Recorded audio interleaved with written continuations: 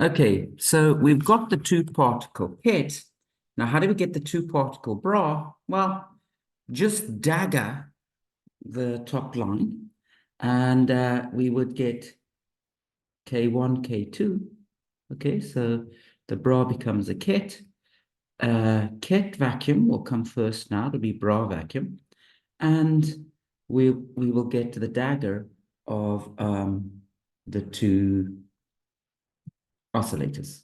So we'll just have AK1 and AK2. Okay, so I just got this by daggering. So now I want to calculate the overlap between a ket with P1, momentum P1, P2, a bra with momentum P1, P2, and a ket with momentum K1, K2.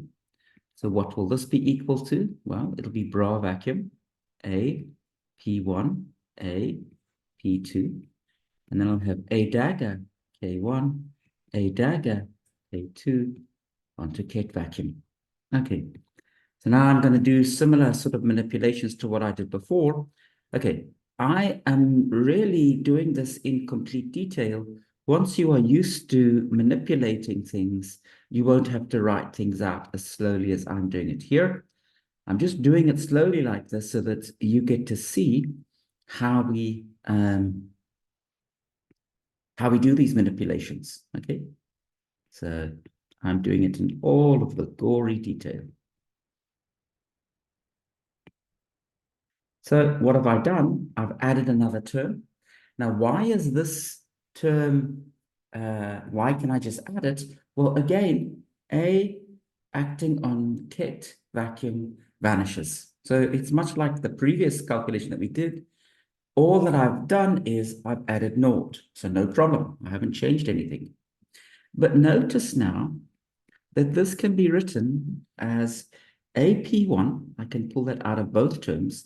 And then I've got a commutator of AP2 with A dagger K1, A dagger K2. Okay, onto ket vacuum. And now how do I evaluate this commutator? Well, I'm going to use the product rule. So I will have naught A P1. And now, so I'll let AP2 act first on A dagger K1, and I leave A dagger K2 alone. Plus, now there's the term where I leave A dagger K1 alone, and I let the commutator act on A dagger K2. Good, and the vacuum.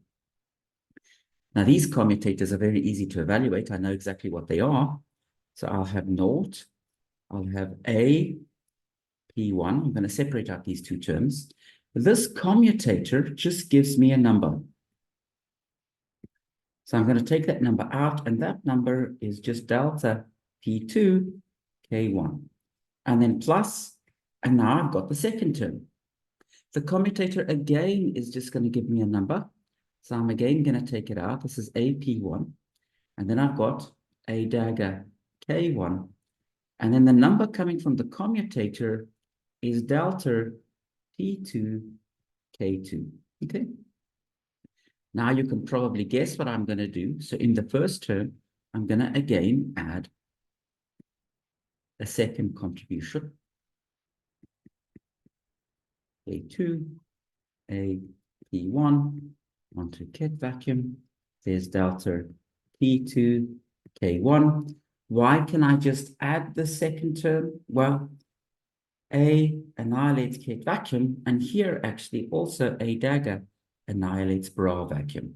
So the extra term that I've added really is 0. And then plus, let me take care of the second term above.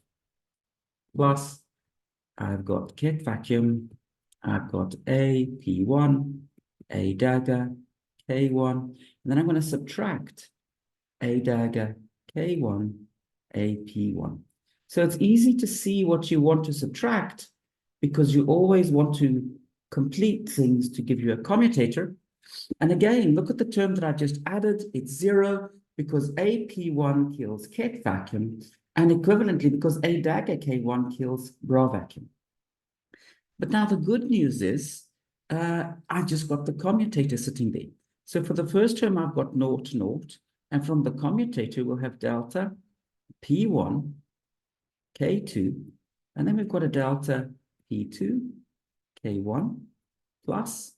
And from the second term, I'm again going to just have a 0, 0 sitting there.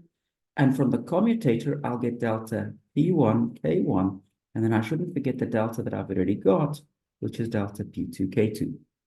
Now, the state with no particles is normalized, remember, from this red box over here, 0, 0 is equal to 1. So I can just set those equal to 1.